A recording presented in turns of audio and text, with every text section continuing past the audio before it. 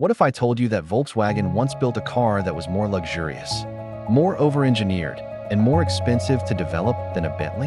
A car so incredibly complex that the company lost up to $28,000 on every single one they sold.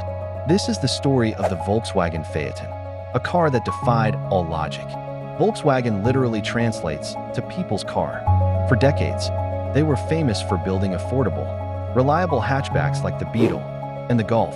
But in the early 2000s, the boss of Volkswagen decided to shock the world. He wanted to build the ultimate luxury vehicle, a car that would terrify Mercedes-Benz and BMW. Many people look at the Phaeton today and just see a giant, oversized Volkswagen Passat. But underneath that simple body lies one of the most fascinating engineering masterpieces in automotive history.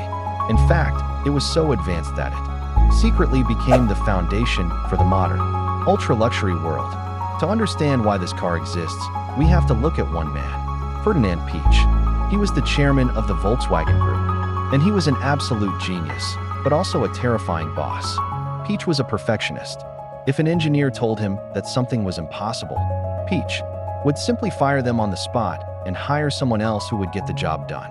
In the late 1990s, Piëch noticed that Mercedes-Benz was planning to build small, affordable cars like the A-Class. He took this as a direct attack on Volkswagen's territory. His response? He decided to attack Mercedes right where it hurts, the luxury market.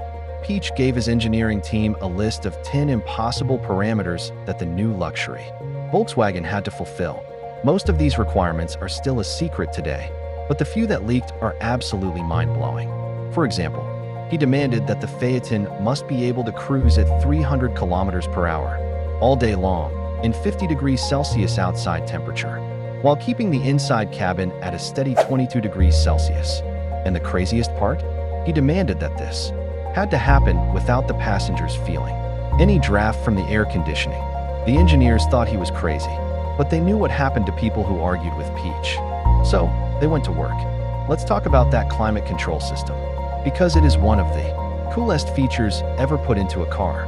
To achieve a completely draft-free cabin, the engineers came up with a beautiful mechanical solution. When you get into a Phaeton, you don't see ugly plastic air vents. Instead, you are greeted by gorgeous, solid wood panels across the dashboard. The system monitors the cabin temperature using multiple sensors. Only when the air conditioning needs to quickly adjust the temperature, the large wood panels silently glide upward, revealing the hidden vents. Once the temperature is perfect, the panels slide back down, and the air gently diffuses through the cabin. It feels less like a traditional car and more like a multi-million-dollar private jet. Piëch also demanded that the windows must never fog up under any circumstances. To solve this, the glass was specially engineered with its own dehumidifying system. No expense was spared, but a luxurious cabin needs an equally insane engine. And Volkswagen did not disappoint. They did not put efficient four cylinders or basic V6 engines into this machine. They went full overkill. The base models were impressive, but the real highlights were the top-tier engines. First, they built a massive 5.0-liter V10 twin-turbo diesel engine. It had so much torque it could practically pull a house. But the ultimate crown jewel was the legendary 6.0-liter W12 engine. The W12 is essentially two narrow-angle V6 engines joined together on a single crankshaft. It was incredibly compact for its size, but it produced massive, effortless power. It was whisper-quiet, completely smooth, and delivered power like a freight train. And here is the most ironic part of the story. A few years later, Volkswagen bought Bentley. When Bentley needed a platform and an engine for their new Continental GT and the Flying Spur, guess what they used? They took the exact platform, the suspension, and the W12 engine directly out of the Volkswagen Phaeton. Yes, you heard that right. The multi-thousand-dollar modern Bentleys that celebrities and billionaires drive today are built on the bones of a Volkswagen. In many ways, the Phaeton was actually built to a higher and stricter standard of quality than the Bentleys that followed it. Ferdinand Piëch's obsession with perfection didn't stop at the engine. He wanted the Phaeton to be a fortress of silence. Every single piece of glass was double-paned to block out exterior noise, making the cabin feel like a quiet library. Even the windshield wipers were engineering. Art. They designed an aerodynamic system that increased pressure against the glass at high speeds, so they wouldn't lift on the Autobahn. The wipers even had a winter mode, moving up to a heated zone so they would never freeze stuck. Peach also hated visible trunk hinges because they looked cheap, so engineers built a massive hinge mechanism out of solid, polished aluminum that looked like it belonged on a spacecraft. To build this car, Volkswagen constructed a new factory in Dresden called the Transparent Factory. It was a futuristic masterpiece made entirely of glass with floors made of Canadian maple wood.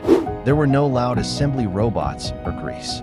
Instead, technicians wore white laboratory coats and surgical gloves to assemble each Phaeton by hand. While automated vehicles moved around playing classical music, customers could watch their car being built through glass walls and receive keys in a luxury lounge. It was created to prove that Volkswagen could out-luxury the best in the business. So why did it fail? It all comes down to branding. The Phaeton was a marketing nightmare. People spending $100,000 on a luxury sedan wanted a badge that showed off wealth, like a Mercedes Star or BMW Roundel. They did not want the same Volkswagen logo found on a cheap Golf. Because of this, nobody bought it. It is estimated that Volkswagen lost billions on the Phaeton project, making it one of the biggest financial disasters in automotive history. But for car enthusiasts, the Phaeton represents a time of pure engineering madness. It was a commercial flop, but technically, it was an absolute masterpiece.